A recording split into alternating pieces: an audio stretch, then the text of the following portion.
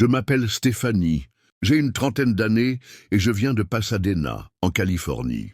Je le précise parce qu'en tant qu'auditrice, je trouve ça super agaçant quand les gens ne précisent pas qui ils sont au début de leurs histoires. Au printemps de la fin de l'année 2017, je vivais avec une fille nommée Claire depuis 2 ans et c'était facilement l'une des colocataires les plus tranquilles que j'ai jamais eues. On s'était rencontrés par l'intermédiaire d'un ami quand j'ai emménagé à Pasadena et j'étais désespéré de trouver un endroit où loger. Claire avait une chambre libre et un loyer qu'elle ne pouvait pas payer seule. Alors, on a trouvé un arrangement. À 26 ans, elle n'avait qu'1 an de plus que moi. Mais elle avait une sorte de sagesse et de maturité qui rendait notre petit appartement de 2 chambres bien plus chaleureux. Elle était artiste pendant son temps libre et elle était vraiment douée. Elle dessinait toujours dans son petit carnet des oiseaux, des lianes ou de jolies formes en spirale. Et elle était tout aussi créative pour la décoration intérieure. Ce n'était pas une grande fêtarde non plus, ce qui m'arrangeait, car mon travail dans un café m'obligeait à me lever à 5h30 du matin. Je laissais souvent le café chaud pour elle avant de partir. C'était simple, confortable, comme si on avait trouvé un rythme silencieux et naturel. Puis un jour, en avril de 2017, elle m'a fait asseoir à la table de la cuisine et m'a dit qu'elle partait en Bolivie pour 2 semaines. Il y avait une étincelle dans ses yeux quand elle a mentionné quelque chose appelé une retraite d'ayahuasca, comme si elle y était déjà à moitié. Je ne savais pas ce qu'était l'ayahuasca à l'époque. Ça sonnait comme un truc de yoga, alors j'ai juste souri et dit que ça avait l'air génial. Environ 1 semaine plus tard, elle a fait ses valises et est partie. Je lui ai souhaité bon voyage. J'ai fait un signe de la fenêtre et je me suis dit qu'elle reviendrait avec des histoires épiques. Et peut-être 1 ou 2 souvenirs farfelus. Ce soir-là, j'étais seul dans l'appartement et j'ai googlé ayahuasca. J'ai découvert que c'était une sorte de thé hallucinogène utilisé dans des rituels en Amérique du Sud, dans des endroits comme le Pérou ou le Brésil.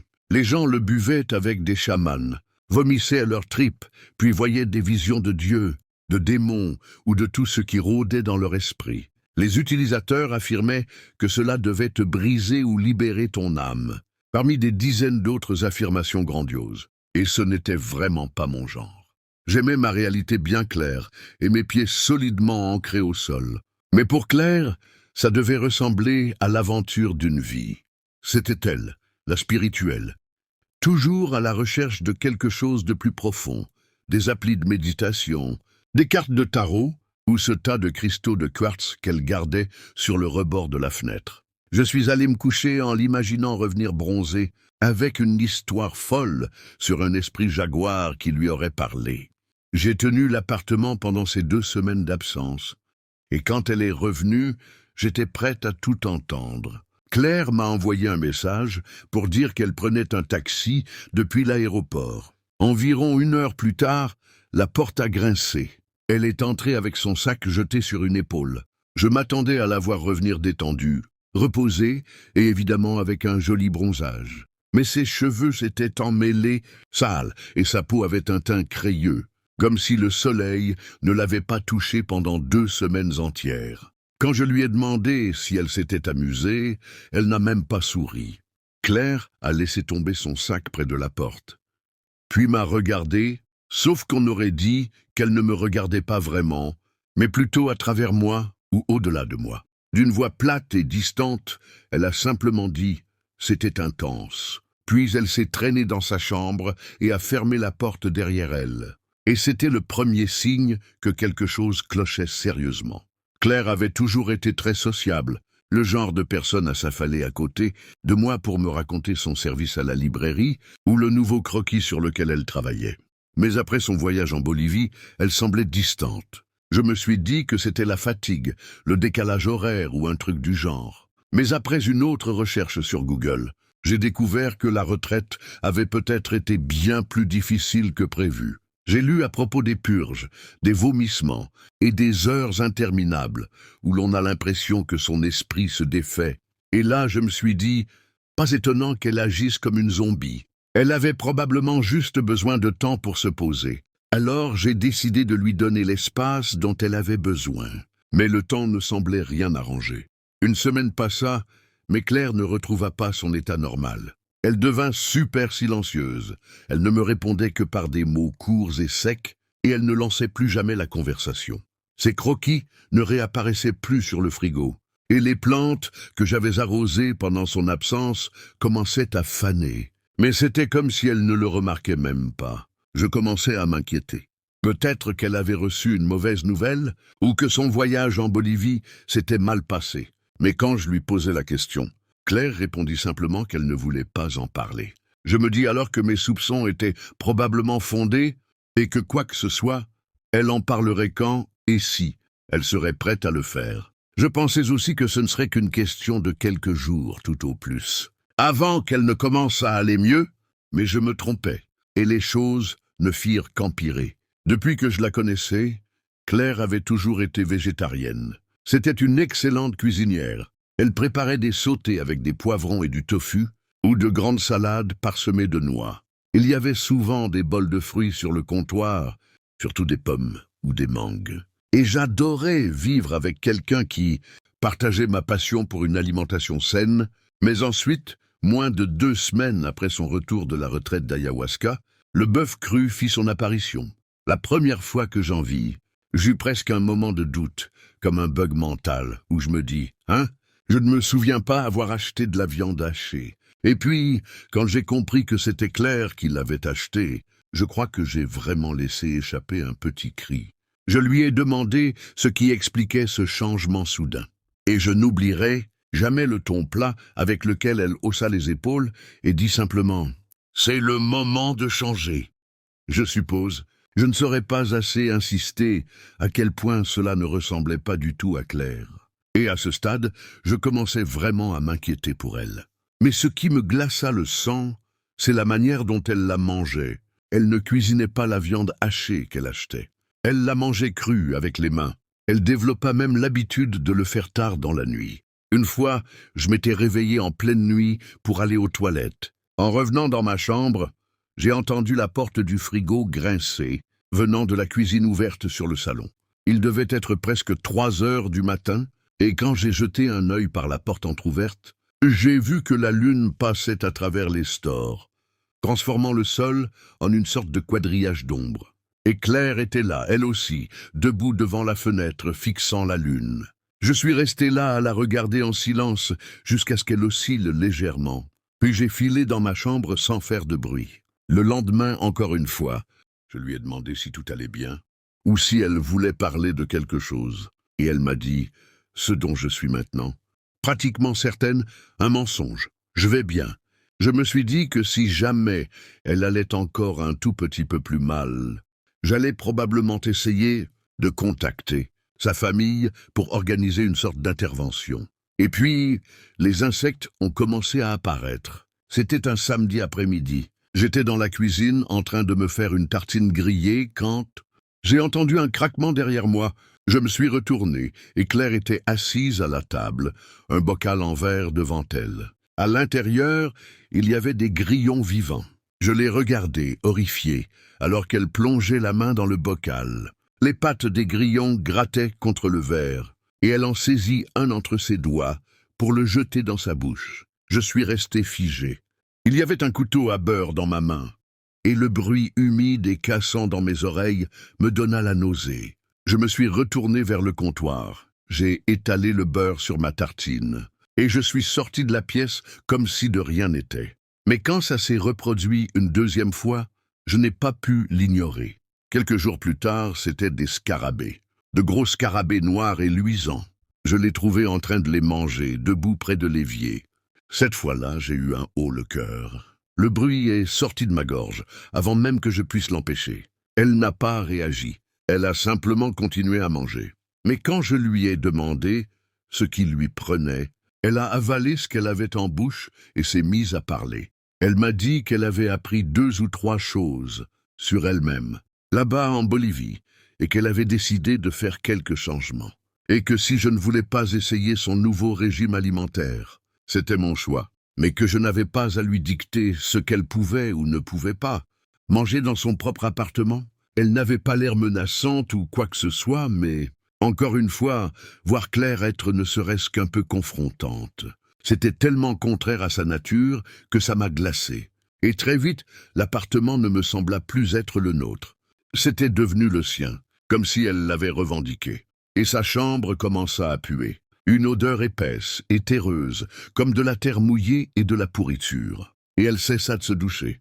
Ses cheveux formaient des touffes grasses, emmêlées, et ses vêtements pendaient sur elle, trop grands, trop lourds. Elle avait aussi commencé à perdre du poids. Je voulais lui demander ce qui s'était passé là-bas, ce qu'elle avait vu dans cette jungle, mais chaque fois que j'essayais, quelque chose me retenait. Je me mis à verrouiller la porte de ma chambre.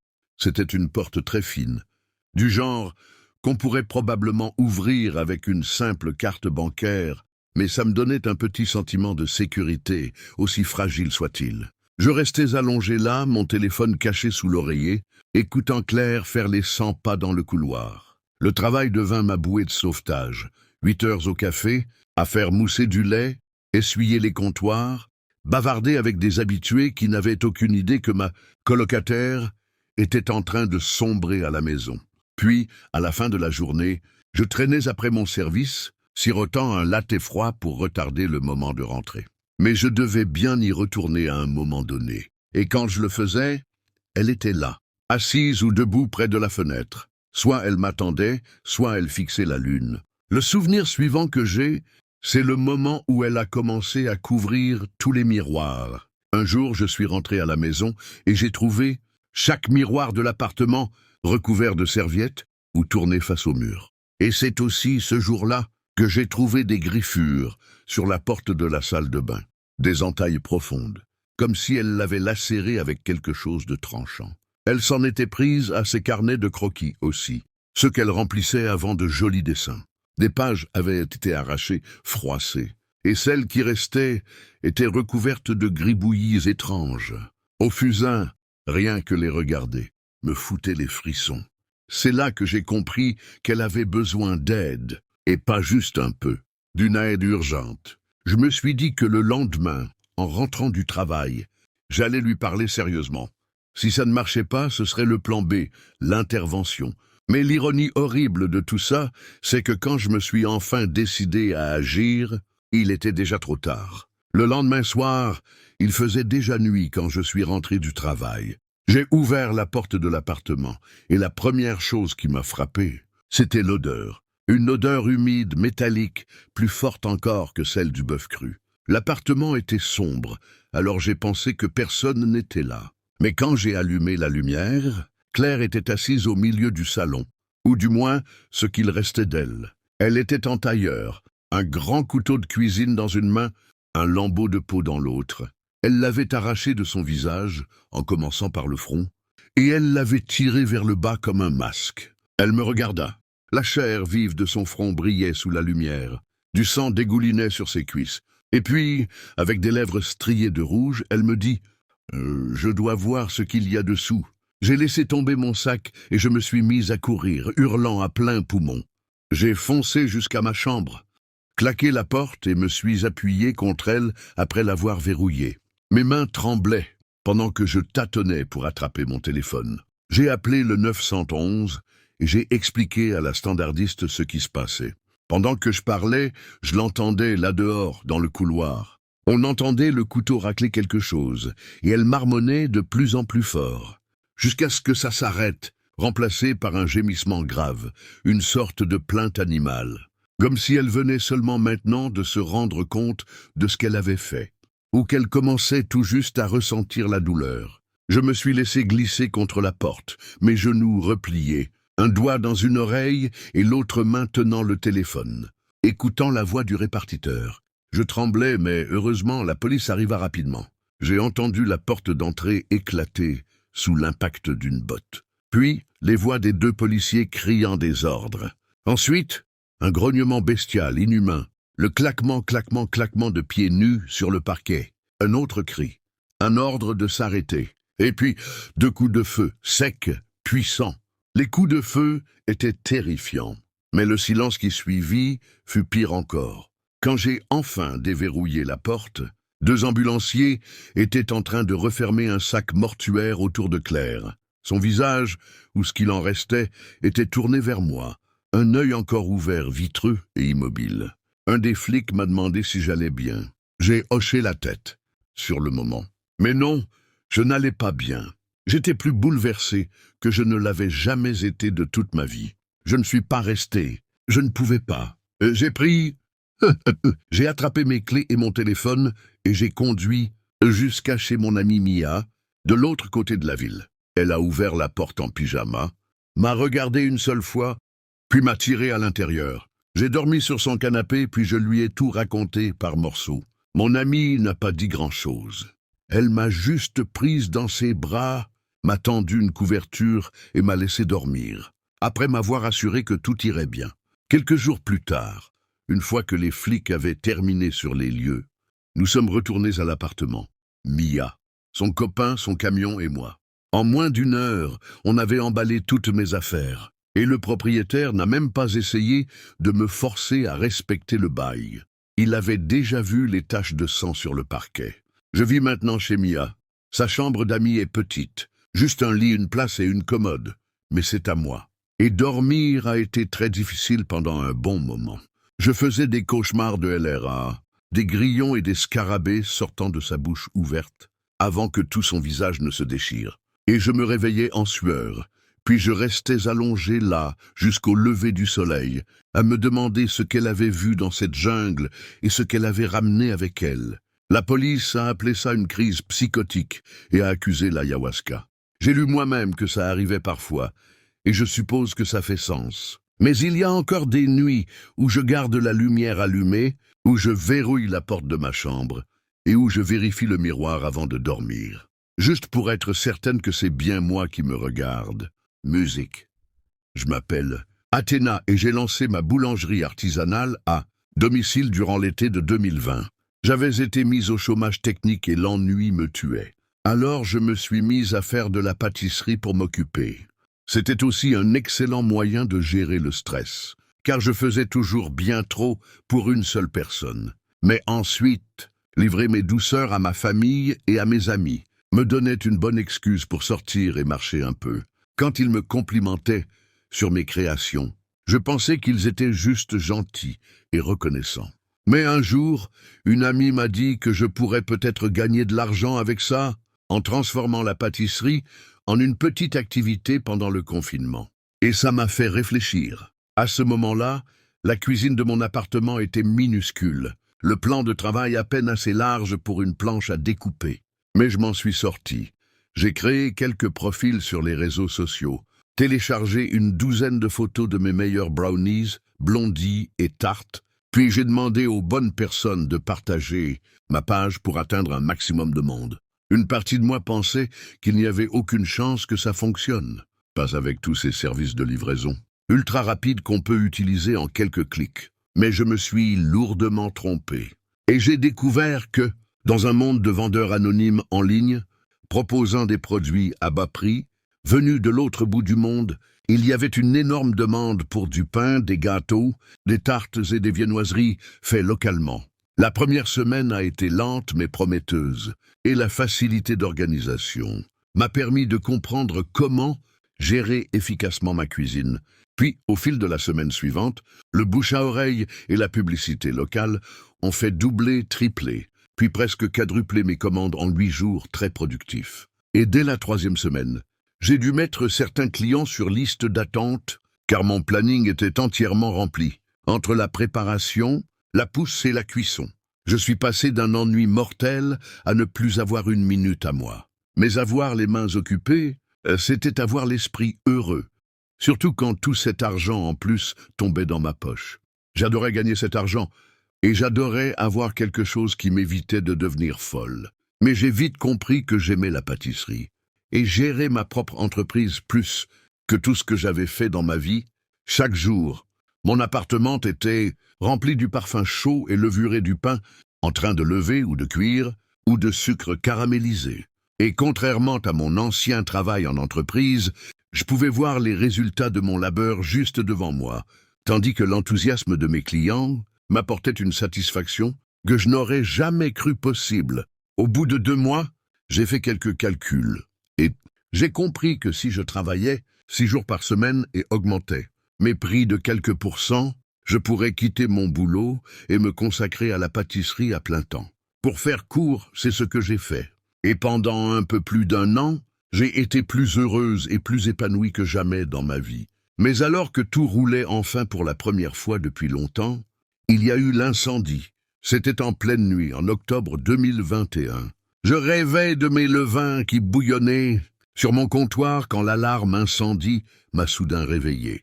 J'ai tâtonné pour trouver mon téléphone, juste au moment où j'ai senti une odeur de brûlé. Puis quelques secondes plus tard, j'ai vu de la fumée noire s'infiltrer sous la porte d'entrée de mon appartement. J'ai attrapé mes chaussures par réflexe, mais j'avais si peur que je ne les ai même pas mises. J'ai couru pieds nus dans le couloir enfumé. Puis j'ai trébuché dans la rue en toussant, alors que les flammes grimpaient le long du bâtiment.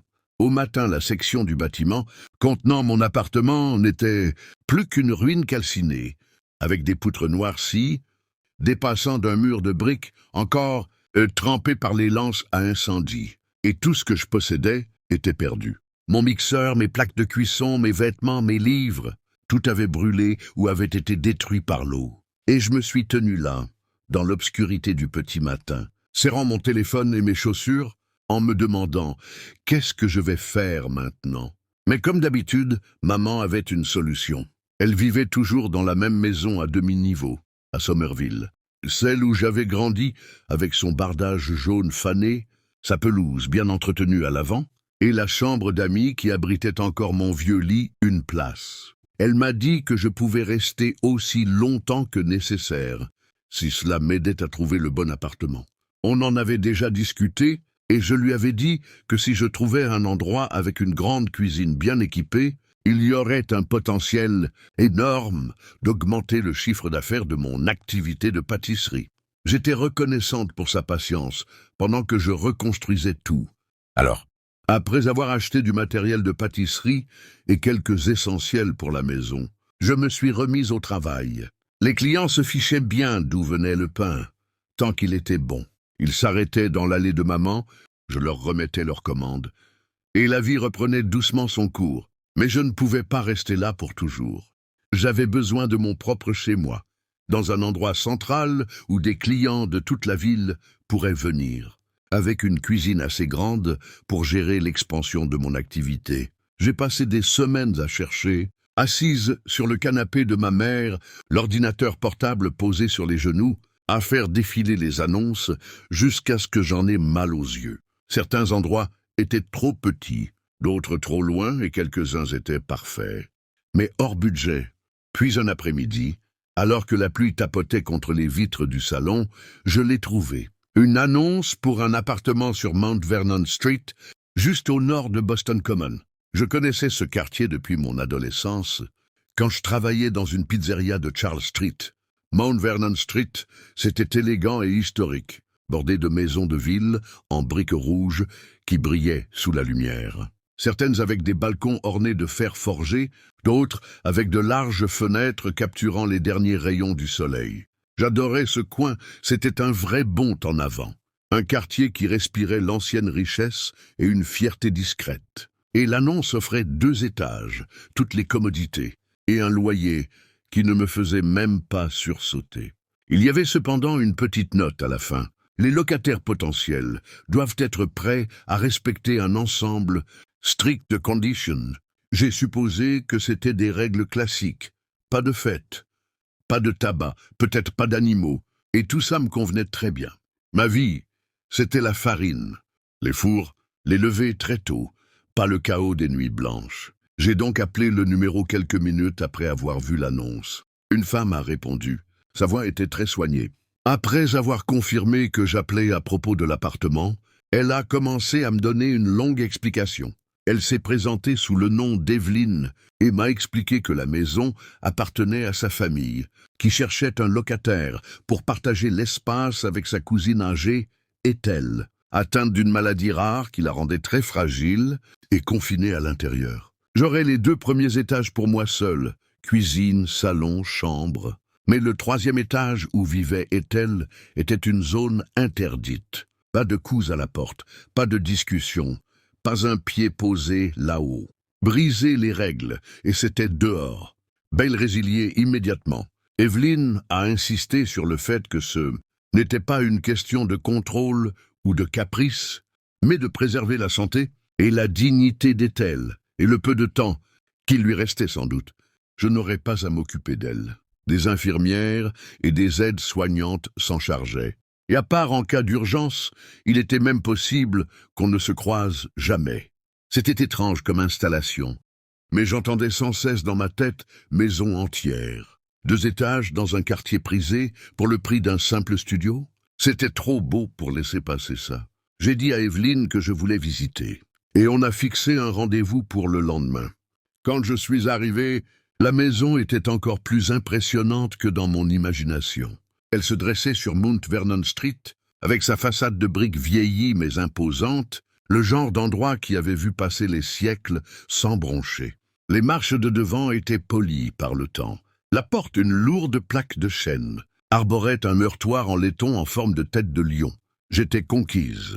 Et à l'intérieur, le premier étage s'ouvrait sur un grand salon, avec une cheminée dominant un mur entier, son manteau, sculpté de vignes, semblant plus ancienne que la ville elle-même. Le reste de la maison était tout aussi somptueux. Mais quand j'ai vu la cuisine, j'en suis tombée amoureuse. C'était un rêve, spacieuse, avec une cuisinière à gaz, un hulot en bois de boucher et des placards qui montaient jusqu'au plafond. À l'étage, le 2e niveau comprenait une chambre avec une fenêtre en baie donnant sur la rue. Il y avait aussi un petit bureau que je pouvais utiliser pour la paperasse. Evelyne m'a accueilli à la porte. C'était une femme très mince, avec une chevelure blanche éclatante et un visage marqué de lignes sévères. Elle n'a pas souri, mais elle ne m'a pas fusillé du regard non plus. Elle m'a fait faire le tour de la maison. C'est pas été lent, très mesuré, tout en me posant des questions sur mes projets. Quand j'ai mentionné la pâtisserie, ses yeux se sont un peu adoucis, et elle semblait soulagée que je ne cherche pas à transformer l'endroit en maison de fête. J'ai signé le bail cet après-midi-là. Evelyne m'a tendu les clés, a répété les règles à propos d'Ethel, puis m'a laissé m'installer. Les premières semaines se sont bien passées, plus que bien même. J'avais installé la cuisine, mon batteur ronronnait sur l'îlot. La farine couvrait le plan de travail pendant que je travaillais, et la maison était silencieuse. Mais j'adorais ça. Parfois, j'oubliais même totalement qu'Ethel vivait là. Je l'ai entendue une fois, peut-être au bout de 2 semaines, une toux humide, rauque qui descendait du 3e étage. Le bruit m'a surprise, déchirant le silence de la maison. Mais je n'y ai pas trop prêté attention. Elle était malade, et c'était pour ça que les règles existaient. Après ça, je n'ai plus vraiment pensé à elle. Mon activité occupait toutes mes pensées, et bientôt, la maison me donnait l'impression d'être entièrement à moi, du moins, jusqu'à ce que je commence à me sentir malade aussi. C'est arrivé lentement, une fatigue qui s'est incrustée dans mes os. Je me réveillais amorphe, les jambes lourdes, et aucune dose de café ne semblait suffire à me réveiller. J'ai mis ça sur le compte des longues heures passées à pétrir la pâte à l'aube, à cuire l'après-midi, à emballer les commandes tard dans la nuit. Mais même après avoir réduit un peu l'activité pour me reposer, ça empirait. Je finissais par m'endormir sur le canapé, le minuteur du four qui tournait en fond, et je me réveillais encore plus épuisé qu'avant. Mon jean commençait à flotter autour de ma taille, et mon visage devenait plus anguleux dans le miroir. Au fur et à mesure que les kilos s'envolaient, je me disais que c'était le stress, des mois de tension qui me rattrapaient enfin. Mais ensuite, mes cheveux ont commencé à tomber. Je retrouvais des touffes dans la douche, des mèches sombres bouchant le siphon, d'autres encore emmêlées dans ma brosse chaque matin. Mes règles se sont arrêtées aussi, un détail un peu trop intime, j'en conviens. Mais au départ, j'ai voulu accuser la même fatigue ou mon alimentation déséquilibrée. Mais quand une cliente m'a appelé, la voix serrée de colère, pour me dire qu'elle avait trouvé un de mes ongles dans son banana bread, je n'ai plus pu ignorer la situation. J'ai regardé mes mains, les ongles cassants, jaunis, et j'ai vu qu'un manquait entièrement. Un nœud de froid s'est serré dans ma poitrine. Évidemment, je suis allé chez le médecin le lendemain. C'était un type trapu, les cheveux grisonnants, un clipboard toujours en main. Il m'a posé des questions sur mon alimentation, mon sommeil, mon travail. Et j'ai bien pris soin de lui parler de l'incendie, du déménagement et de ma nouvelle maison. Il tapotait son stylo et a dit « Les vieux bâtiments peuvent parfois cacher des choses, de la moisissure dans les murs, du plomb dans les tuyaux, ou même de l'arsenic dans les couvertures vertes des livres anciens. » Puis il a prescrit une prise de sang et m'a conseillé de dormir ailleurs quelques jours, si les symptômes s'aggravaient, et aller chez un proche, m'a-t-il dit. Ou réserver une chambre d'hôtel, voyez si les symptômes s'estompent. J'ai hoché la tête, promis que je le ferais, et je suis reparti avec une ordonnance pour le labo. Ce soir-là, je suis retourné chez ma mère. Elle a ouvert la porte, m'a regardé et a eu un hoquet. « Mon Dieu, tu es horrible », a-t-elle dit. Je devais avoir l'air squelettique comparé à la dernière fois qu'elle m'avait vu. J'étais pâle, avec d'énormes cernes sous les yeux, et mes cheveux paraissaient ternes et parsemés. J'étais à des années-lumière de la fille, qui avait pris un peu de poids, en goûtant un peu trop à ses propres douceurs, et j'avais peur d'empirer encore. Mais après 3 jours à me reposer dans sa chambre d'amis, je me sentais déjà mieux. Les nausées avaient disparu, et dès que mes forces sont revenues, j'ai appelé Evelyne. Je lui ai dit que je pensais que quelque chose dans cette maison me rendait malade. Elle m'a exprimé sa sympathie, mais il y avait une étrangeté dans sa voix. Elle m'a rappelé les termes du bail qui mettent fin sans. Preuve m'exposerait à des avocats, des frais. Elle m'a parlé de sous-location comme option, qu'elle était plus couverte à un avis médical. Mais au bout du compte, nous avions un accord. J'aurais dû rester loin, je le sais maintenant. Mais j'aimais tellement cette maison que je me suis convaincu d'y retourner, juste pour une nuit. Pour tester, prouver que c'était bien la maison. Et si je me sentais à nouveau mal, alors je saurais qu'il fallait partir. J'ai repris la route de Mount Vernon Street, et dès que j'ai franchi le seuil, j'ai senti l'air, très vicié, lourd, avec une sorte de goût métallique subtil, que je n'avais jamais senti auparavant. Je me suis dit que c'était sans doute un produit ménager utilisé par les infirmières d'Ethel. Mais aujourd'hui, je crois que c'était autre chose. Air vicié ou produit chimique, j'étais résolu à rester au moins une nuit. J'ai posé mon sac et lancé une fournée de pâtes, histoire de m'occuper les mains. Mais dès le soir, les nausées étaient revenues. À ce moment-là, j'ai su que je partirais dès le lendemain matin. C'était certain. Mais j'étais si épuisé que conduire de nuit me semblait dangereux. J'ai décidé d'attendre d'avoir dormi un peu et que le jour se lève. Alors j'ai monté les escaliers jusqu'au 2e étage, les pieds traînant à chaque marche. Quand soudain, j'ai entendu une voix chanter. Ça venait du 3e étage, une voix claire qui tranchait dans le silence. Mais ce n'était pas la voix d'une vieille femme mourante. Elle était jeune, vivante, et chantait une mélodie que je ne reconnaissais pas. Je me suis arrêté en bas des escaliers, le souffle coupé, tendant l'oreille. Le son était doux mais précis, et au début, j'ai cru que c'était un enregistrement. Mais il y avait des pauses, des respirations, un léger tremblement dans la gorge, une gorge bien vivante. Ce n'était pas un enregistrement, c'était clairement un être humain. Et tel était censé qu'être alité, une coquille vide, selon Evelyne. Alors, qui chantait là-haut ? Je me souviens d'avoir senti ma peau se hérisser. J'ai fait demi-tour, suis redescendu à toute vitesse. J'ai attrapé mes clés, mon téléphone, ma veste, et j'ai couru jusqu'à la porte. Je me fichais des preuves, du bail, de tout ça. Je ne restais pas une minute de plus. Cette nuit-là, après être retourné chez ma mère, j'ai été plus malade que jamais. J'ai vomi jusqu'à en avoir la gorge en feu, et un vaisseau a éclaté dans mon œil, laissant une traînée rouge dans le blanc.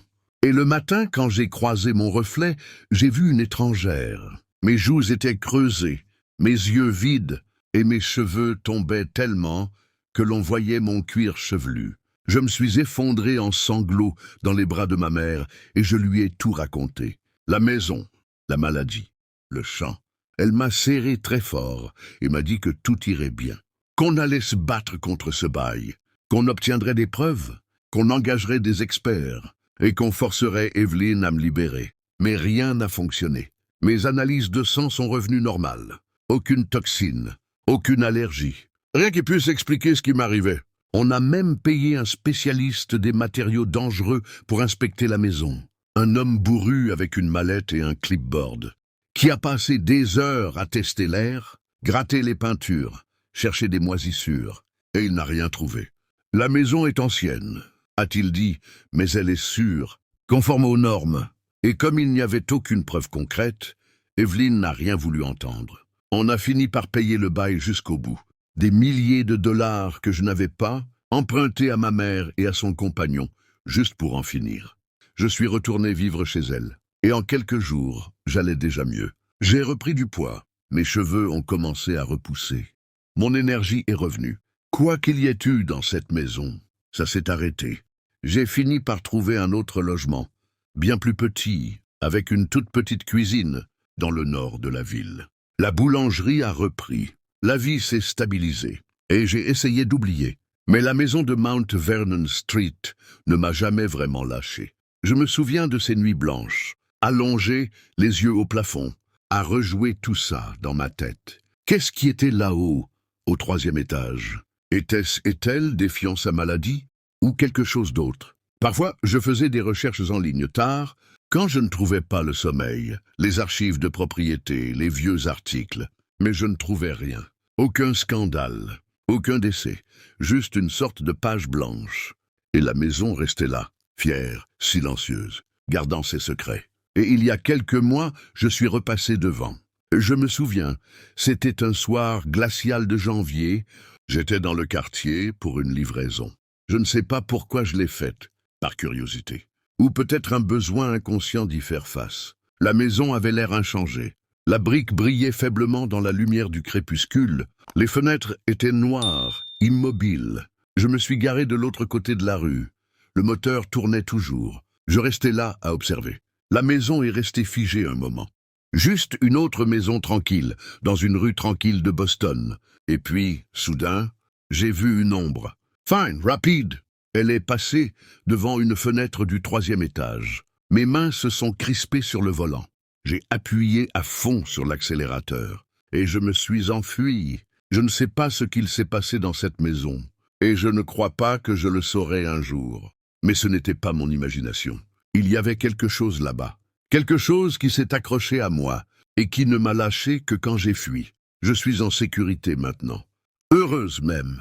Mais les souvenirs de cette maison me hantent encore. Et tant que ce mystère subsistera, je ne pense pas que je pourrai vraiment tourner la page. Il était appuyé contre le comptoir de la cuisine. Les bras croisés, il nous observait simplement. C'était un grand type, très large aussi, avec des cheveux noirs qui lui tombaient juste au-dessous des oreilles. Danny me l'a présenté. Voici Tommy, il est cool, juste un peu silencieux. Tommy a hoché la tête d'un petit mouvement sec, mais il n'a pas souri, et il n'a pas dit un mot. Je me souviens d'avoir forcé un sourire, murmuré un salut, puis je suis retourné à aider Danny à déballer ses affaires. Mais je n'aimais pas son regard, et ça n'a jamais changé. Plus tard, quand nous étions seuls, en train de manger une pizza dans la voiture, j'ai abordé le sujet. « Ton coloc est un peu bizarre, mec. » Je lui ai dit. Mais Danny a juste rigolé, comme à son habitude, d'un rire bruyant et insouciant. Non. Oh, Tommy n'est pas très bavard, c'est tout. Il a ajouté. Bon, ouais, il est un peu chelou, mais qui ne l'est pas?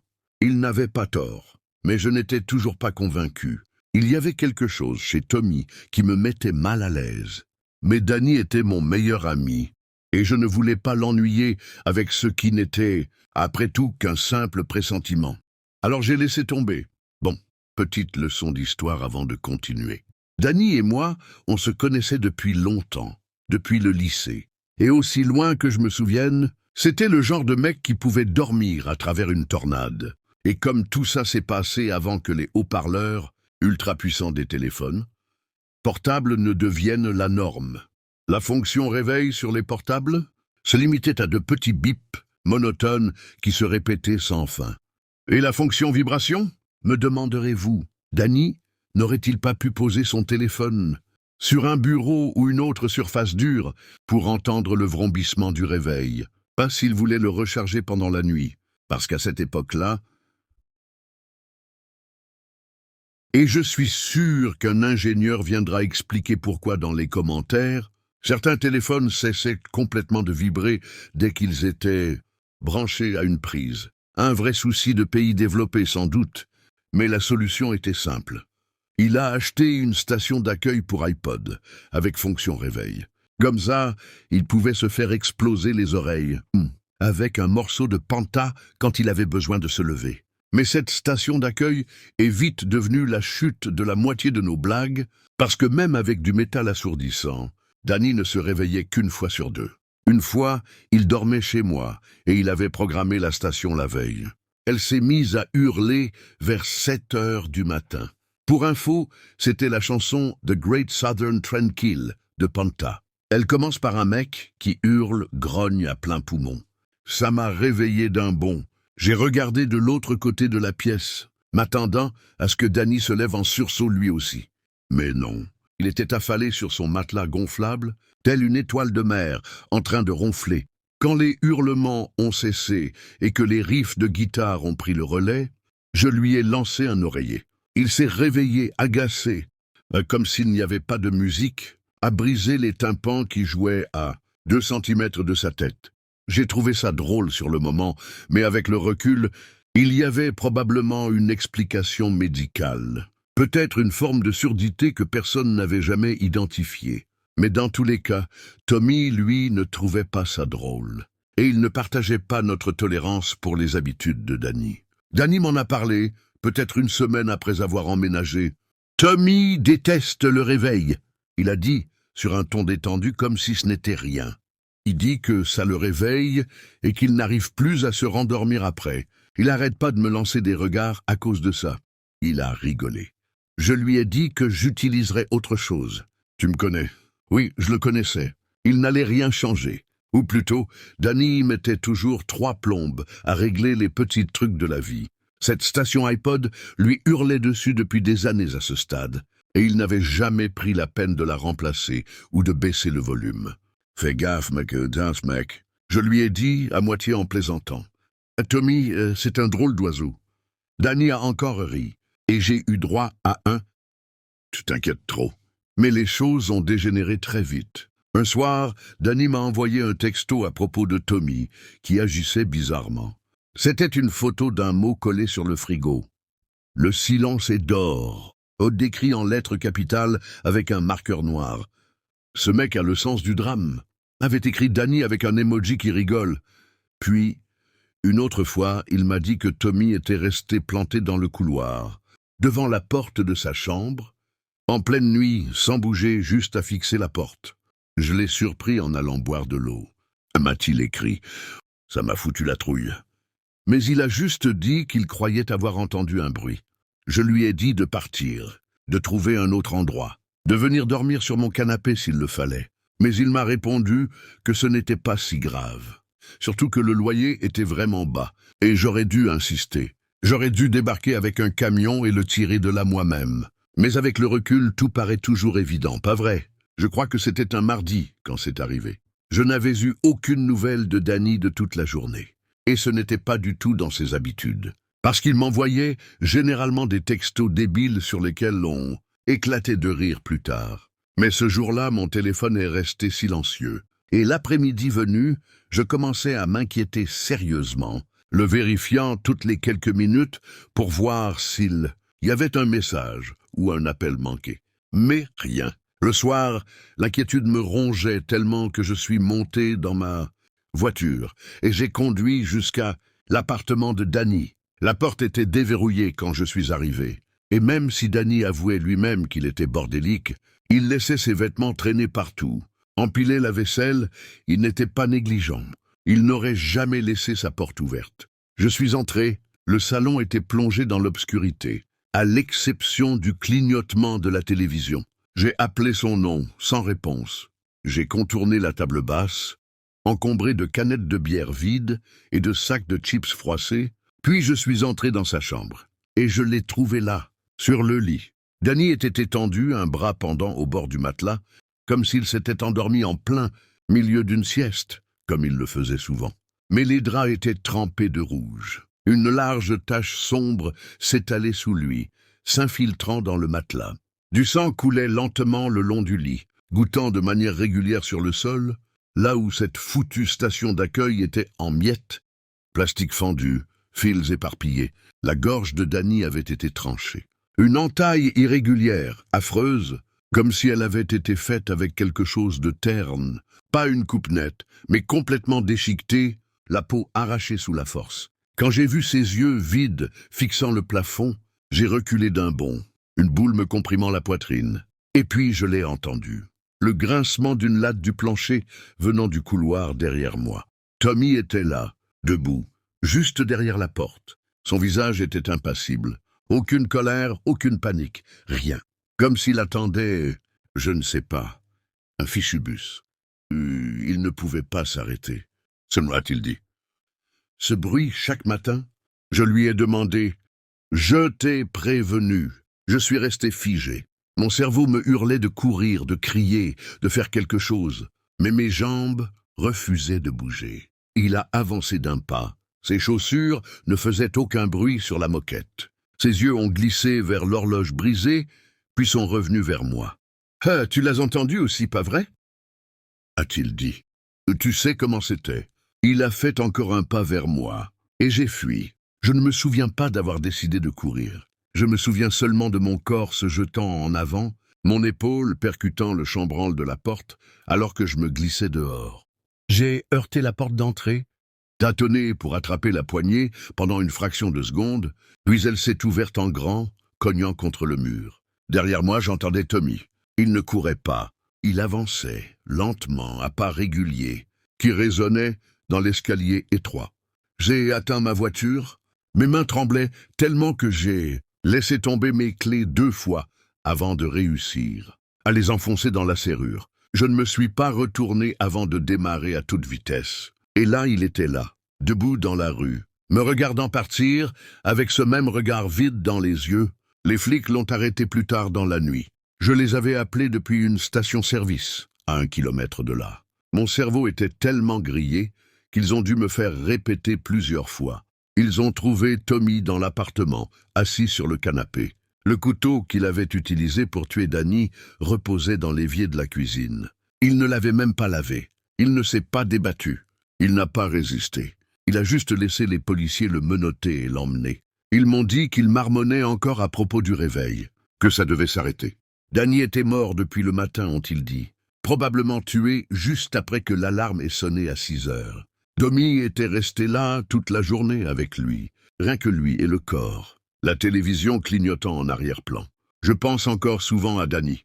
Comment il riait des messages, comment il était trop têtu ou trop stupide pour voir le danger. Je pense encore à Tommy aussi, et à quel point j'ai failli être la prochaine. Cette station d'accueil n'existe plus, brisée en 1000 morceaux sur le sol ensanglanté. Mais j'entends encore parfois le son qu'elle faisait. Chaque fois que je repense à tout ce qui s'est passé, les autres gamins, c'était un mélange. Certains étaient plutôt corrects, je suppose. Des gars avec qui je faisais des paniers ou échangeais des snacks, et quelques-uns sont même devenus de vrais amis.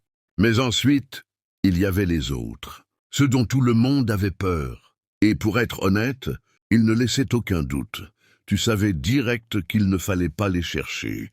Et puis, il y avait ceux que tu ne savais pas qu'il fallait craindre. Et pour moi, c'étaient eux les plus dangereux. Les premiers, c'était comme des mitraillettes. Ils faisaient du bruit, beaucoup de bruit. Et tu savais que tu devais garder la tête baissée dès qu'ils ouvraient la bouche. Mais les autres, les silencieux, c'étaient des mines. Tu ne te rendais compte que tu avais marché dessus que quand ça explosait. Et Adam, lui, c'était une mine, une vraie. Je me suis retrouvé avec lui, comme colocataire environ 4 mois après le début de ma peine. Notre chambre était minuscule, 2 lits superposés en métal vissés au sol, un lavabo ébréché dans un coin, et des toilettes qui empestaient peu importe combien on les nettoyait. La fenêtre, une simple fente tout en haut du mur, laissant à peine entrer assez de lumière du jour pour te rappeler que le monde extérieur existait encore. Adam est arrivé un après-midi, escorté par un garde qui a balancé ses affaires sur le lit du bas. Une couverture fine et un sac plastique, contenant quelques vêtements. Il était maigre, pâle, avec des cheveux noirs gras qui lui tombaient sur le visage et des cernes énormes sous les yeux.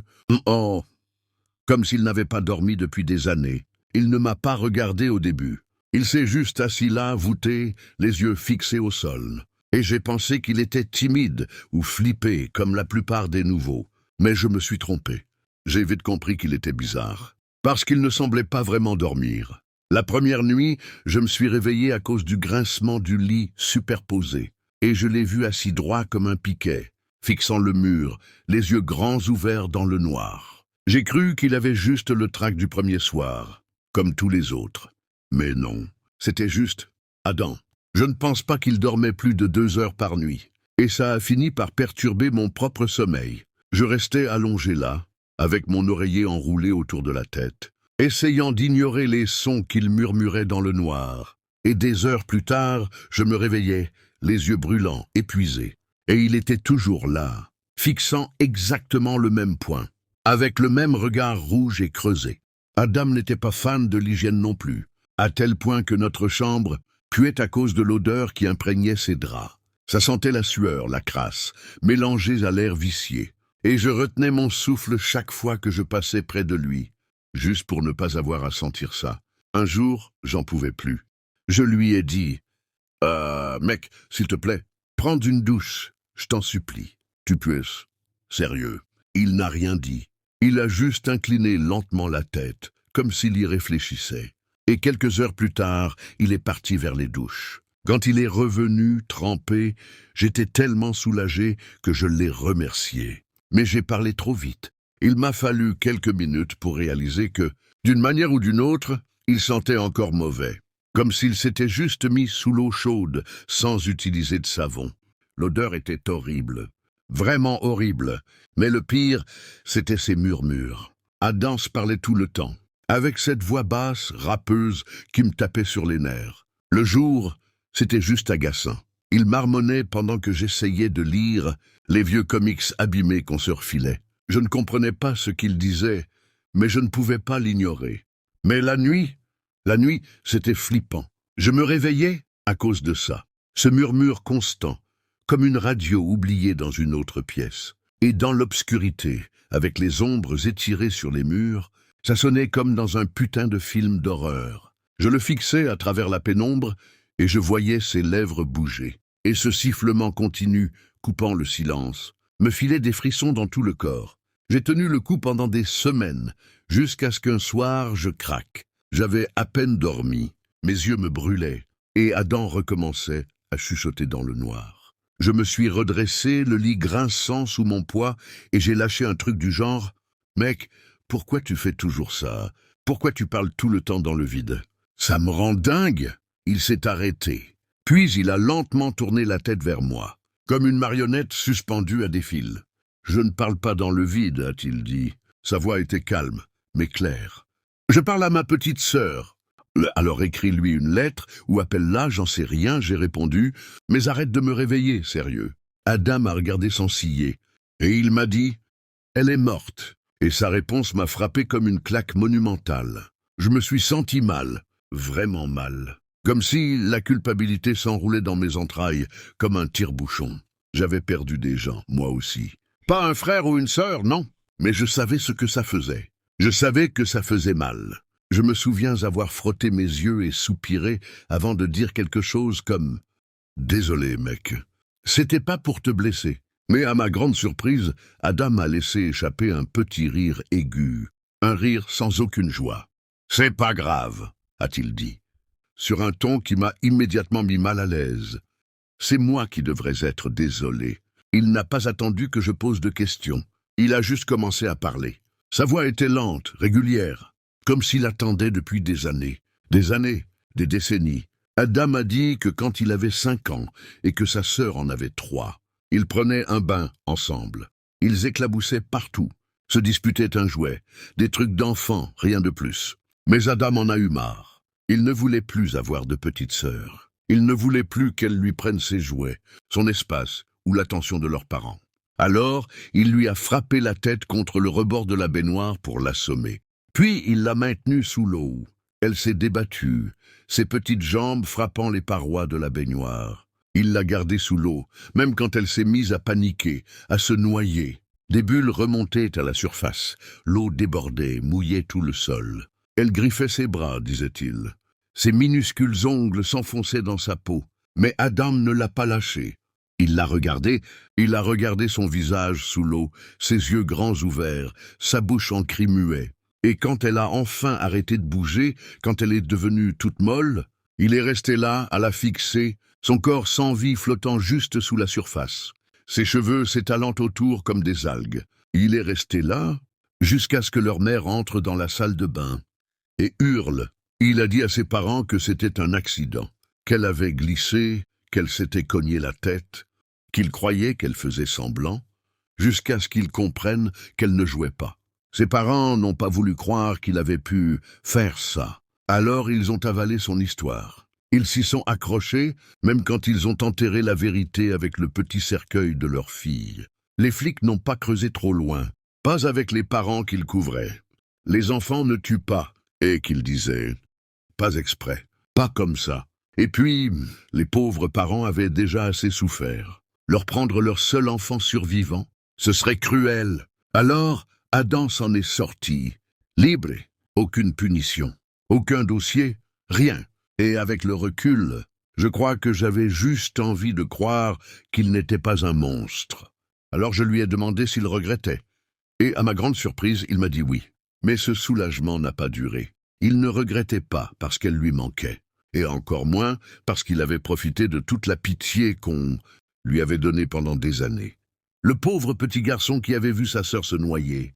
Non, il regrettait parce que, depuis ce jour-là, elle ne l'avait jamais quitté. Depuis qu'il l'avait noyée, sa sœur le suivait partout. Il disait qu'au début, il faisait semblant de ne pas la voir, de ne pas l'entendre. Mais ça l'énervait. Et quand elle était en colère, elle changeait.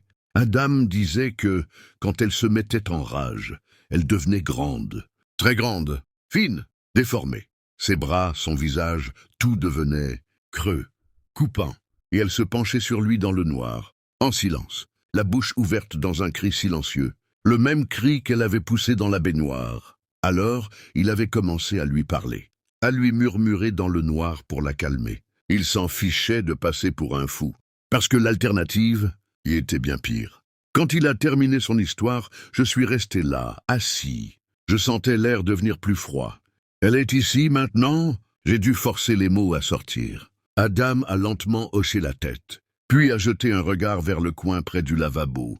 Et là, j'ai senti ma peau se hérisser, chaque poil, chaque nerf en alerte. J'ai tourné la tête vers le coin, mais il n'y avait que de l'ombre, et le ploc-ploc discret du robinet qui fuyait.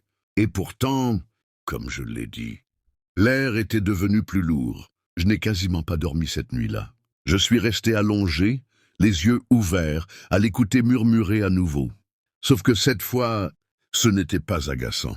C'était terrifiant. Le lendemain, je suis allé voir un conseiller, un gars costaud, nommé Monsieur Davies, avec une grosse barbe touffue. Le genre à ne pas accepter de conneries. Je l'ai trouvé dans la salle commune. Je lui ai demandé à lui parler en privé, et je lui ai tout raconté. L'histoire d'Adam, sa sœur, les chuchotements, la nuit. Monsieur Davis m'a écouté, le visage grave. Puis, à la fin, il a hoché la tête. « je vais m'en occuper. » Ils sont venus chercher Adam plus tard dans la journée. Lui et Monsieur Davies ont parlé pendant des heures. Je ne sais pas ce qu'ils se sont dit, mais quelques jours plus tard, Adam avait disparu. On a appris qu'il avait été transféré, envoyé dans un autre centre, quelque part dans le nord. Mais le personnel n'a jamais donné d'explication officielle. Je ne l'ai plus jamais revu, mais il a laissé derrière lui un jeu de drap lavé, plusieurs fois pour faire partir son odeur. Et son histoire. Moi, je suis sorti quelques mois plus tard, déterminé à changer ma vie, à ne plus jamais recroiser un type comme Adam. Je ne sais toujours pas si ce qu'il m'a raconté était vrai. Peut-être qu'il avait tout inventé juste pour me faire peur. Peut-être pas. Mais si ce n'était pas une histoire, s'il l'a vraiment noyé cette nuit-là, alors j'ose à peine imaginer qu'il soit encore en liberté, libre de marcher parmi nous, toujours en train d'entendre les murmures de sa petite sœur morte depuis longtemps. Si cette histoire t'a glacé le sang, imagine tout ce qui se cache encore, entre les murmures et les ombres. Abonne-toi à la chaîne, active la cloche pour ne rien rater, et laisse ton commentaire juste en dessous. Je les lis tous, même les plus troublants. On se retrouve dans le prochain récit. Si tu as le courage.